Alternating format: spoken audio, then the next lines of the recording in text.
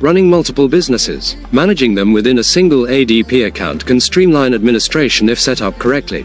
Welcome back to Guide with Samuel. Here's the simple way to approach it. ADP often structures this using divisions or companies within your main account. You would set up each legal entity as a separate division. This allows you to run separate payrolls, have distinct tax IDs, and generate separate reports for each one. Employees are assigned to a specific division. When you run payroll, you select which division you're processing for. The system keeps the finances and reporting completely segregated.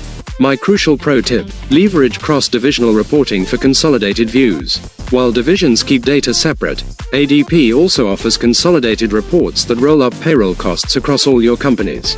This is invaluable for overall financial planning at the holding company level. That's how you maintain clear separation while enjoying centralized control. Do you manage multiple companies, or are you considering it for growth? Share your situation below.